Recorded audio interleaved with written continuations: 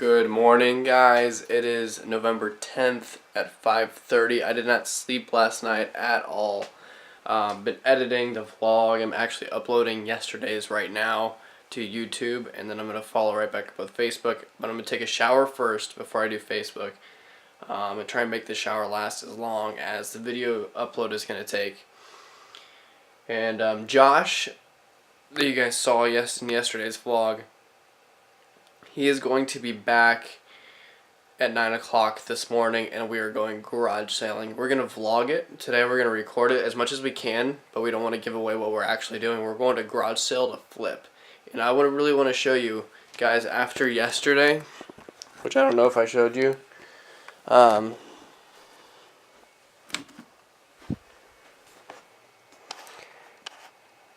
This is all stuff I pulled out near a dumpster. And there's probably about $50 worth of stuff in here. So the reason we're going out to flip stuff tomorrow or today is because, well, garage sales are a great place to do that. Not everybody knows what garage sale stuff can actually go for. We're gonna go and see if we can find some stuff to flip. We're gonna go to like 5 or 6 garage sales starting at 9, probably spanning until 3 o'clock. We're gonna drive around Indianapolis. It's going to be a good day. I'm going to take a shower. I'm going to try and get a little bit of sleep, and I'll catch you guys a little bit later. Probably when Josh is going to be here. Yeah. Hey guys, welcome to Saturday Vlog 003. I'm excited to put this out. So Josh and I did not go garage sailing today. He actually had to stay home with his siblings because his parents were going out and they needed him to watch them. But I'm actually about to go out to like 2 garage sales, see if I can find anything good. If they're even open, it's 2:40 right now, and I don't even know if they'll be open, but I'm going to take my dog out first, then I'll head out to see if I can find anything good. If I find anything good, I'll be talking about it when I come back on here, but I'm going to also try and go to the gym with Josh tonight. He's going to go through a leg day, and I'm going to try and hold up in one of his leg days, so if I can get into LA Fitness tonight, fantastic. If not, oh well. But it's definitely going to hit the gym again today. Whoa, that got dark. Let's do this thing. Oh yeah, and there's a couple of videos that I put out, or recorded last night, a couple of rants.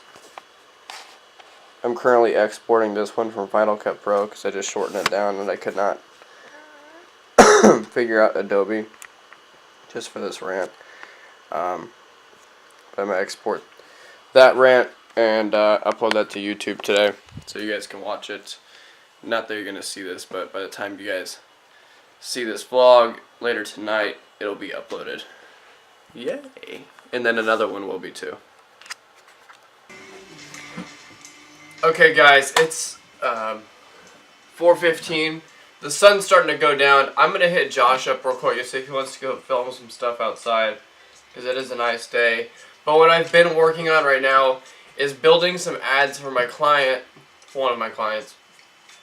And I'm trying to find some music using Epidemic Sound.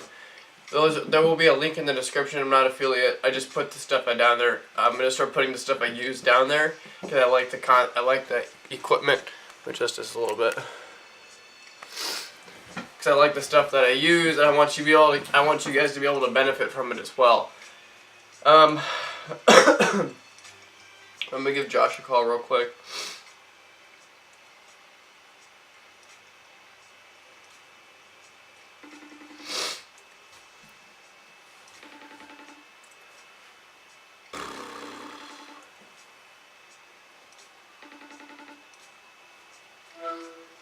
Bro, where are you going? What's up, man? Are you going to the gym right now? Yeah.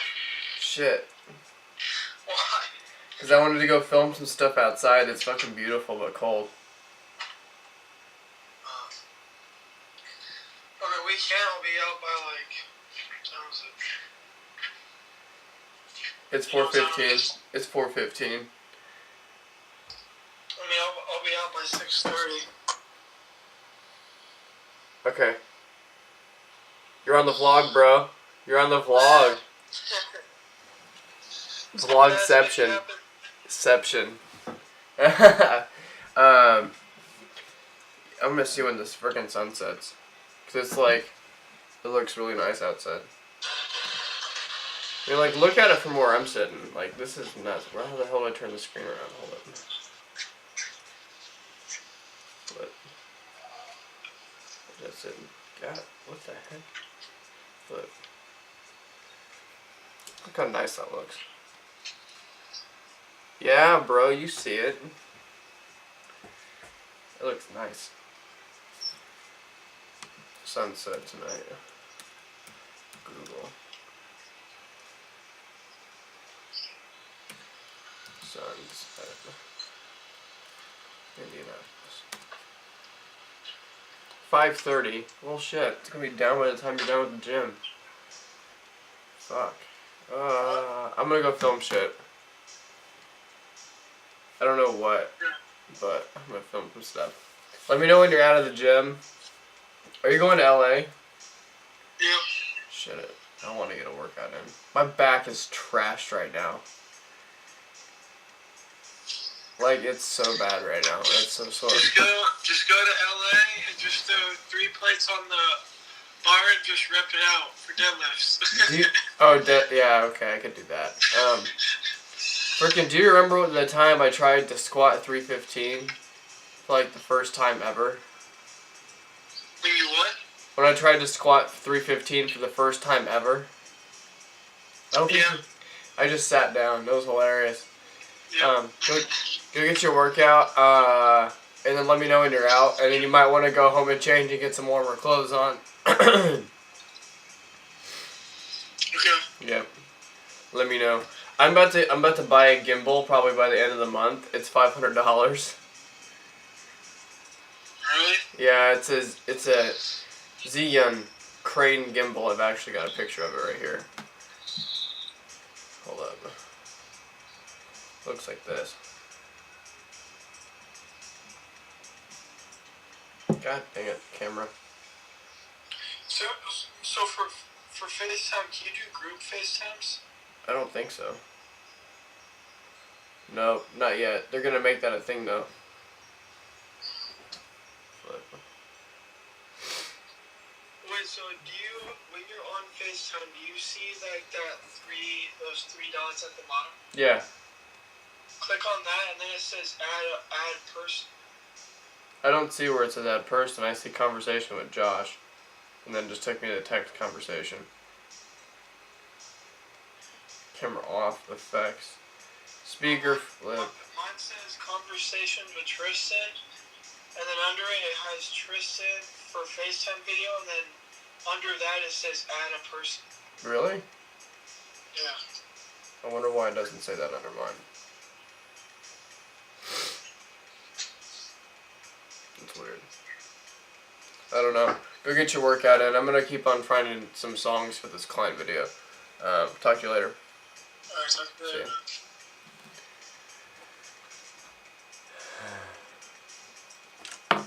So, what I'm actually working on right now, after that, is I'm on Epidemic Sound. The link is in the description if you're a creator of any kind and you watch this. It's a website where you can plug in your YouTube handle or whatever channel you use. I think you need to have a YouTube handle to use this stuff. But you get licensing to a ton of songs. So basically I pay, I think it's $10 or $15 a month, and I get licensing to every single song on this and every single sound effect. So it's super nice.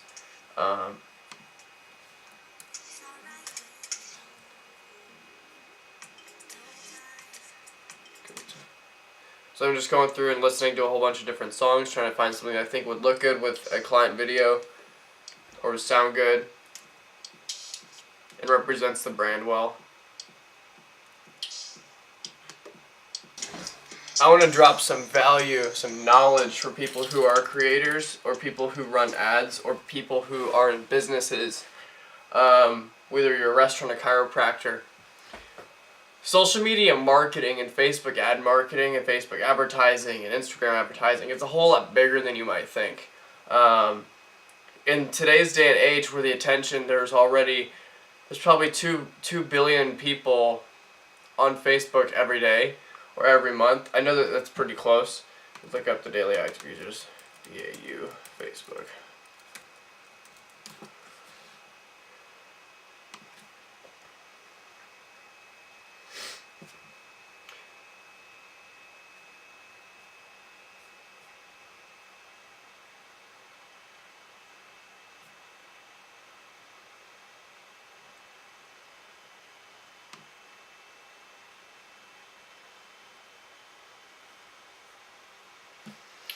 There are 2 billion people who are monthly users on Facebook, and probably about 800 million daily active users on Facebook. So the fact that you get to market exactly where the attention is, 2 out of every 5 minutes is spent on Instagram or Facebook, Facebook and Instagram, and then another 1 minute or so is spent on YouTube. So if you are not marketing where the attention is, you're at a huge loss. And if you think that marketing your business is simply posting, come try our food, come try our food, come try our food, or come try our chiropractic adjustments, come try this, come try that, come do this, come do that, you're going at it all wrong.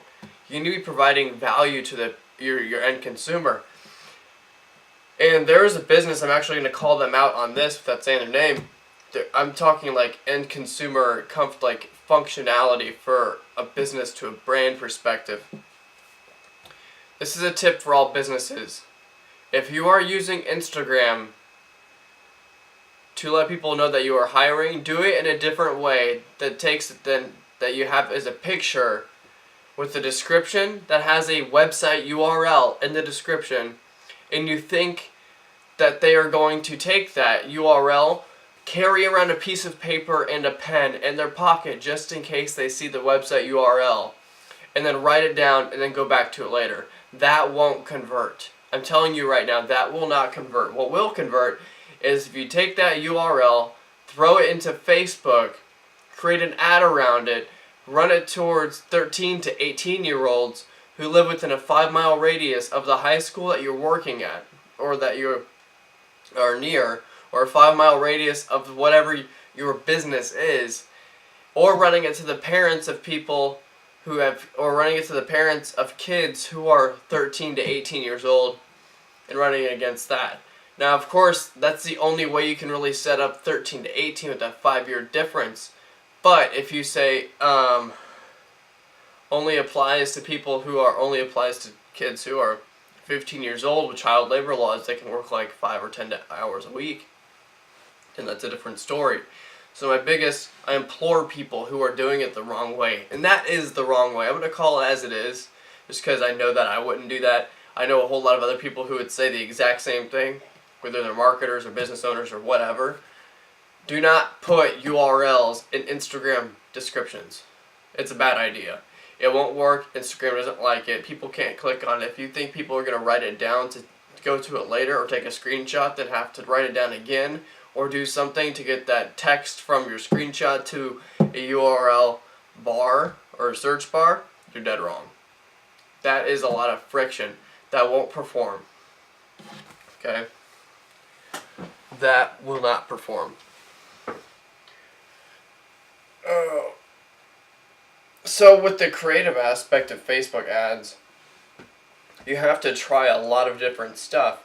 It's constantly a game. Like, if you're not putting $400, $500 a month into Facebook advertising as is, what are you doing? Where is that money going? Do you even have that money sitting around? Money's no good if you don't use it. And if you're not using it in the ways that's actually going to reap benefits for you, then you're doing it wrong. You want your business to grow, put your money where the attention is, and have somebody do it for you, or learn how to do it yourself. And if you've run ads in the past and says it doesn't work, you either didn't do it right, or you just straight suck at ads.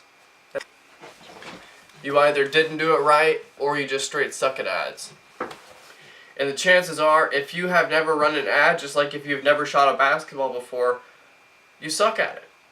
Like, you have to test things with Facebook. It's not a gung-ho thing. It's not like you throw up a billboard. Back in the day, everybody's going to see it. Now, even when you're driving and people see billboards, they may not even actually consume the content on it because their eyes are on their phone while they're driving, unfortunately.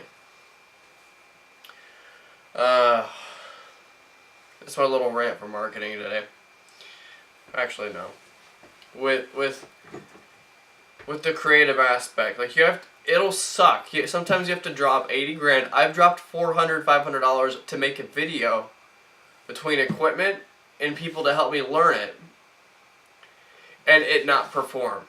I've had clients who have dropped $2 grand to make a video from someone I set them up with, and the video did not perform.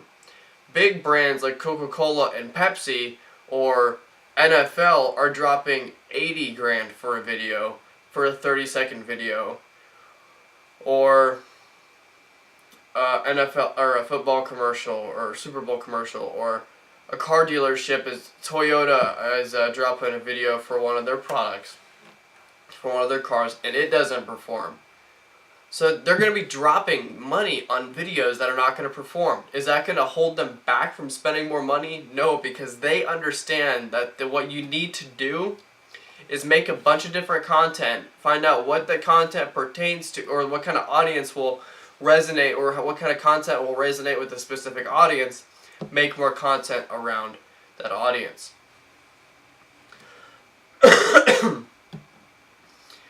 And if you don't do that, you're just basically going to lose. Like, you have to test the pictures, you have to test the ad copy, you have to test the videos, you have to test the colorations, you have to test one thing at a time when you're running ads and split test. Don't change more than one thing at a time. It's like when you're taking somebody off medication. I've got a history as an EM2, so I understand medicine a decent amount. I've forgotten a lot, but I still understand a lot of stuff that I had learned. I don't know a whole lot about medicine as a whole, but I know how to perform certain things. And I also know that if you take somebody off a whole bunch of medication at once, you have no idea what was affecting them poorly or positively, because you just pulled everything back.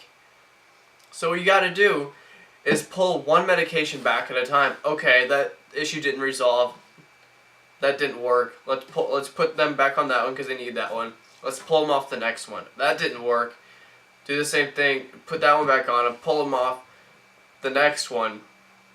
That one fixed their situation. That one stopped their allergic reaction. That one did something. And take them off that one and replace it with something else that's pretty much the same chemical constituency and has the same reaction minus the allergic reaction to whatever adverse medication they were getting before. Or opposite medication they were getting before. And then giving them a new one that won't have them react to it. That's how you got to play with ads.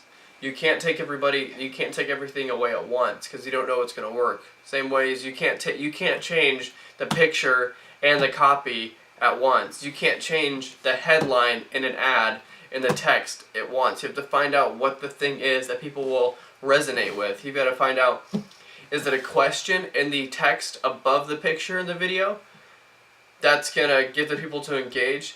For an example, do you like fine dining Italian restaurants? Take that, throw it into an ad targeting people who are 25 to 34, who may have kids, who may be making a top 10% of the income for their county or their zip code, and throw in there people who like, under interests, you can target interests for people who like Italian cuisine or who like red wine. Let's say you're pushing out an offer for red wine, or a glass of red wine is half off. So if you know anything about how wine pricing usually happens in the restaurant world, one glass of red wine is the same cost as the red wine, the bottle of wine, because they don't want to give you out one glass and then have the entire bottle go bad. So they mark the price up to be able to compensate, especially if it's a high quality wine, so they can restock that wine with that one glass. That's a serious profit margin there too. So it's super beneficial for restaurants to do that, and it's absolutely pertinent that they do that. Otherwise they would not survive. But take that copy. Do you like fine dining Italian restaurants? Do you like spaghetti? Do you like red wine? Or throw it into a statement. Come by, B-Y, not B-U-Y. Come by our restaurant this Tuesday for half off on a glass of wine. That's a steal for the first glass of wine. Buy one glass, get one glass half off, or free. Someone can do that easy because you're tapping into the same bottle for both glasses, so you've already got the price back and you're barely losing anything there off the first glass. Or for let's say the picture or video.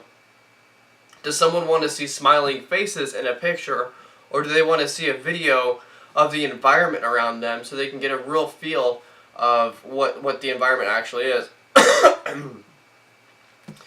Do they want to see the food sizzling when they come to the table with it? Let's say it's a fajita in a Mexican restaurant and you're targeting people who are 22 to 28, who may be going on dates, who like Mexican cuisine.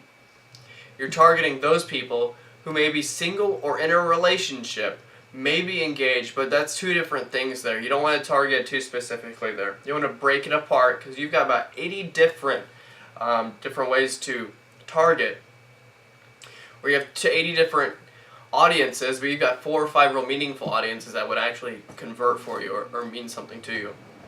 So let's say you're targeting, you're trying to create a video that's gonna do well in an ad. Someone probably wants to see the product at hand. Someone probably wants to see the environment that they're gonna be eating in. Someone probably wants to see a whole bunch of different things, a lot of different variables, but trying to line that up right to where they get a little bit of feel of the environment, they get a little bit of a feel of the food, they can hear the sizzling, the aromas, they can literally smell it because now their olfactory sensors are going off in their neurological, in their brain. Their olfactory sensors are in their nose, but it's starting to trigger things in their brain, so now they get hungry for Mexican food. They see that and it looks really good. You do some color correction in there, get the colors looking really awesome in the video for the food. You get the sizzling popping, you get the green onions in there, and the fajita, and the tomato, and the refried beans, or whatever you're making, the shrimp, throwing it in there. That'll do really well. So you got to figure out what the line is that you need to do with the creative. And can you do that yourself, or do you need to hire somebody else to do that for you? For me to do a video like that, I charge $700 usually for a video like that. It's probably a 20 or 30 second video, but big brands are paying 80 grand, 100 grand, sometimes $1 million for a 30 second, 1 minute video. And that's just the cost of it. Like if you're gonna $700 plus the ad spend, which is maybe for a restaurant that's targeting 5 mile, 10 mile radius around you with a specific audience and an offer to give and something to get people in the door, it will do incredibly well. That's not even the worst of your worries. Your worst of your worries after that, if you're working with me, is are you going to have enough stock in your restaurant to be able to push through enough orders? But that's so important when it comes to the creative. Like if you're not testing all these different things and you're not using social media well, you're not doing all these things adequately, and I can tell, I can go on your Instagram like that and see if you're doing it right or if you're doing it wrong, what can be improved on, what can be doing better, how can you be engaging more, what kind of content should you be posting out. On Instagram, you should be posting on your stories 1080 by 1920. Okay? 1080 long, 1920 tall. That's the aspect ratio for your Instagram stories. So if you're going to be watching Instagram stories like that, that is 1080 by 1920. If you're creating an Instagram ad, running it through back-end Facebook Manager or Ads Manager, and from there, selecting placements, Facebook stories, Instagram stories, only running it to those two. Let's say it's a brand awareness reach campaign, or maybe even in-store visits. They swipe up, they get they open up the directions in Google Maps or Apple Maps or whatever they're using, and then boom, they have directions to your restaurant. Or you can give a coupon through Instagram stories, swipe up, download, or Facebook stories, swipe up, hit download, they have the coupon, 70% off. I don't know what your offer would be. 70% is a lot. There's no profit margin there, and there's a lot of loss. But it also depends. Are you a smaller restaurant that absolutely can't afford 70%, or are you a humongous restaurant that can afford a little loss? Because even then, to market inside the 4 walls of your business, of your restaurant, someone comes in, they're a new guest, they get a red napkin instead of a white one. You treat them really well. At the end of the meal, the manager goes up and says, "Hey, how'd you like your meal? Fantastic. Do you have room for more?" "Absolutely not." "Oh, what a bummer. Here's a piece of cheesecake, free piece of cheesecake in the next meal. That's how you market inside your business. You gotta do the same thing on the outside too. What do you gotta do to get them in there? Free piece of cheesecake will get somebody into somewhere really quickly. It's called a value offer. It's called a value ladder too. You start by giving something away. It's a loss in profit. You're losing very little. If you're giving a piece of chicken away, chicken breast, you're losing maybe maybe $1 or $2 with wholesale. But total, after everything, if you make a piece of chicken, it gets burned, you throw it out anyway. So you're wasting money there anyway. You'd still eat it probably if it's not too terribly burned. You wouldn't want to serve that to your guests, absolutely not. That's the same kind of situation. Not necessarily absolutely the same, but if you can afford to toss out that piece of chicken and not make it go towards something else or try and fix it up somehow, some way or another, if it's not terribly destroyed, you can afford to give a piece of chicken away. Especially if it's not to everybody, but if you're holding something without even marketing, have you eaten here before? No. Have you eaten here before? Oh, no, really? Okay. Here's a red napkin. We're going to treat you different. Make them feel special. You don't need to tell you we're going to treat you different just because you're new. That'll give them angst that they treat everybody else like crap. They'll treat them as a new time customer. Give them give them a free glass of wine, 2 free glasses of wine, or a free bottle, or I don't know. Come up with something, whatever you think is going to do well for you. What you can afford to do, what your business can afford to do. And from there, you get them back in. Let's turn this into a marketing aspect. You get them in with the value offer. You lose money. That's a free thing. That's a free piece of cheesecake. That's a free bottle of wine. That's a free glass of wine. Whatever it is. That's a free kid's dinner.